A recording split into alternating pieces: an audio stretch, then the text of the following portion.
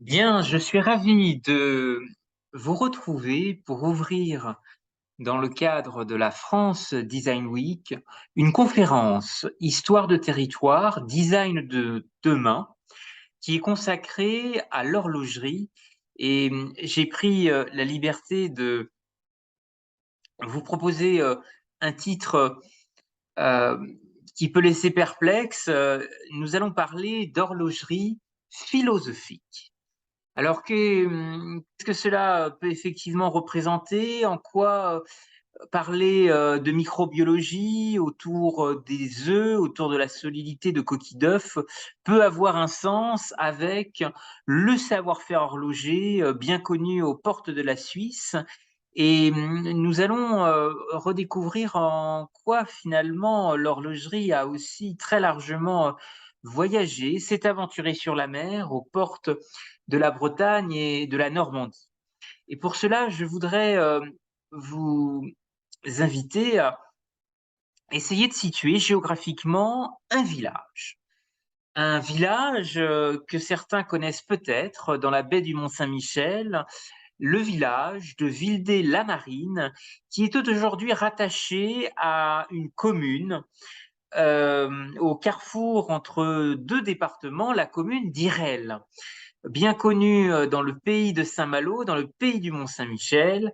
Et nous allons nous focaliser sur ce territoire qui a un positionnement géographique très particulier. Ici, vous pouvez retrouver une vieille photo qui vous montre finalement comment sur un axe entouré de vieilles bâtisses, de vieilles maisons, depuis la place de l'église de ce village, il est possible de marcher vers les grèves.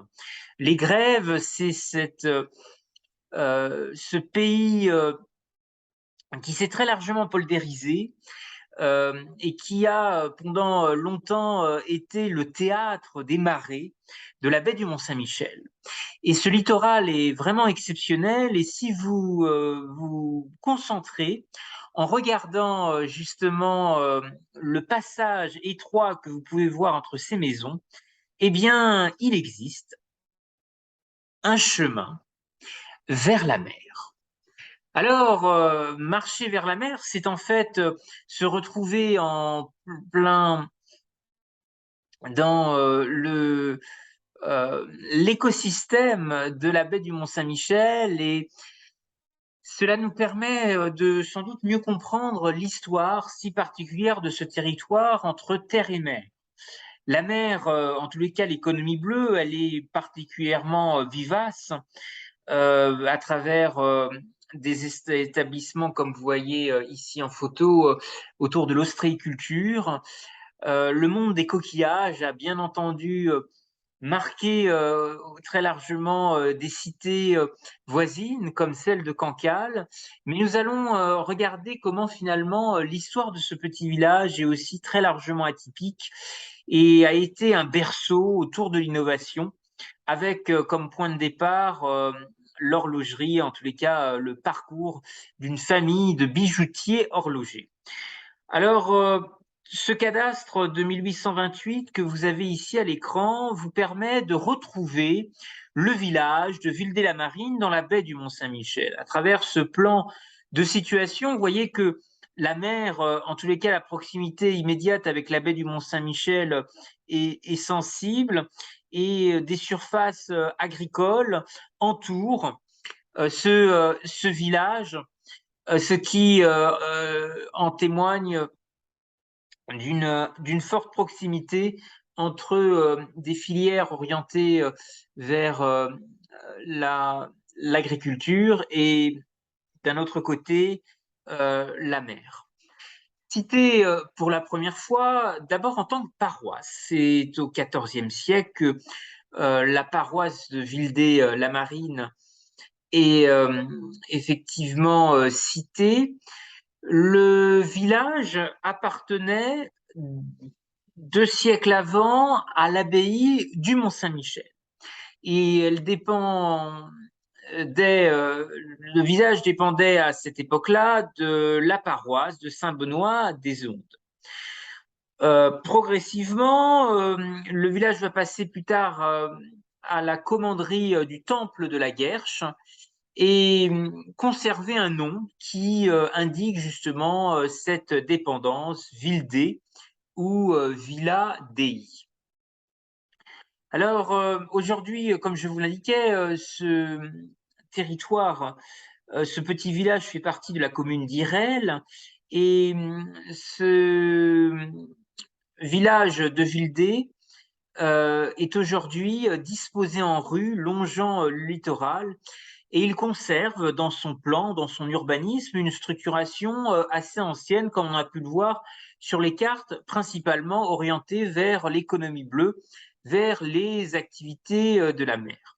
Et à l'instar de l'église qui a été rebâtie en 1855, la majorité des maisons ont été reconstruites au XVIIe et XXe siècle.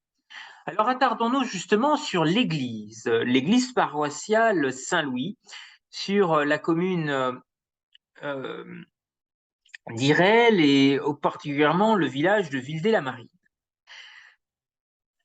Plusieurs photos ici vous permettent de mieux en cerner sa configuration, son architecture. Et vous voyez que apparaît très singulièrement finalement un vaisseau avec ce plan en croix latine, avec un clocher-porche en façade et un certain nombre d'éléments du patrimoine qui sont assez proches ou du moins similaires à des éléments du patrimoine religieux de la Manche, comme vous pouvez le voir ici, et notamment avec cette photo couleur vue de situation depuis l'est du village. Et tout autour de cette église se réunissent effectivement des fermes, comme vous pouvez vous l'apercevoir. Nous allons nous intéresser à un élément très particulier de justement cette église paroissiale et qui va nous permettre de faire la transition avec la thématique qui nous réunit aujourd'hui. Eh bien, dans ce patrimoine religieux, sur justement cette commune, outre les deux églises du XIXe siècle qui sont aujourd'hui réunies au sein de la même paroisse depuis la transformation de celle de Vildé en succursale, la commune d'Irel compte également 11 croix monumentales euh, de chemins, de cimetières et une grotte de Lourdes. Mais je voulais vous proposer de nous attarder tout particulièrement sur le mobilier. Mobilier de cette église paroissiale Saint-Louis, vous pouvez retrouver ici en photo avec un certain nombre d'éléments symboliques tout à fait particuliers. Au milieu du XIXe siècle, l'architecte malouin Jean-Gabriel Franjeul va reconstruire l'église Saint-Louis qui avait été démolie en 1793. Donc on est à la période post-révolutionnaire liée à la terreur. Et un mobilier très simple, comme vous avez pu le voir sur les photos, dont on peut souligner l'homogénéité, va être le fruit de deux campagnes successives. D'abord en 1850, où vont apparaître de premiers éléments, dont notamment les hôtels secondaires de style néoclassique. Et puis, plus tard, d'autres éléments seront aussi ajoutés.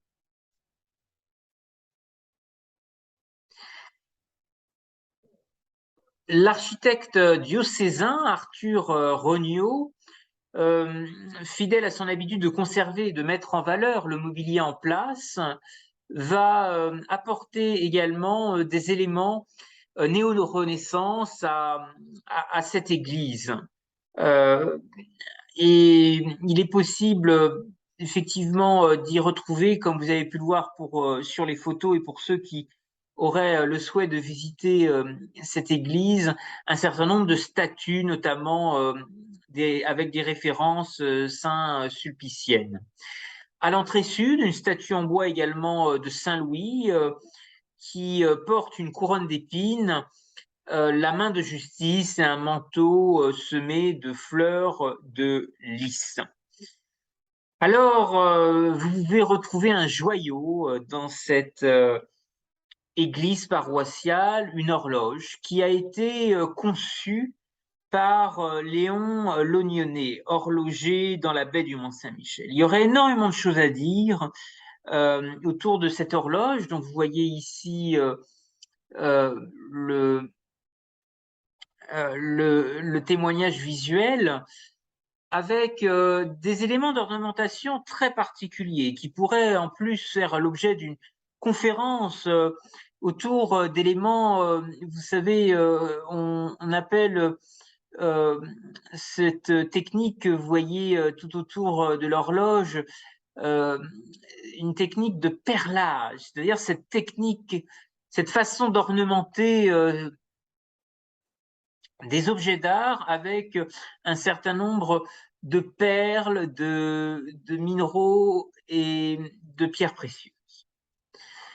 Alors, pour ceux qui retrouveraient et qui auraient envie d'avoir des informations supplémentaires sur l'histoire de l'horloger qu'il a conçu, il y a une marque imprimée sur l'étiquette de cette horloge qui fait référence à Léon Lognonnet et qui mentionne un lieu qui est bien connu à Dol de Bretagne, qui est la grande rue des Stuarts. Alors, ces références nous amènent à nous interroger quelle a été véritablement l'histoire qui entoure cette horloge, ce savoir-faire, qui étaient ces Lognonnais justement dans la baie du Mont-Saint-Michel et quels ont été leurs apports en matière d'innovation, de transfert de connaissances. Quel témoignage mémoriel laisse-t-il dans la baie du Mont-Saint-Michel? C'est l'esprit de cette conférence, Histoire de territoire, design de demain. Alors, dans cette baie millénaire, eh bien, on connaissent une étape importante, pourtant mentionnée par Stendhal et Victor Hugo, qui est Dol de Bretagne, fièrement campé sur la falaise de l'ancien rivage de la baie du Mont-Saint-Michel, puisque vous savez que cette baie a énormément évolué avec les marées, continue encore de se transformer avec le rétablissement du caractère maritime de la baie, et puis le phénomène de poldérisation lié à l'extension des surfaces agricoles. Dol de Bretagne, dont vous pouvez apercevoir ici un certain nombre de photos, qui a un lien particulier avec des rois. Alors Salomon, vous savez, est un roi biblique bien connu, notamment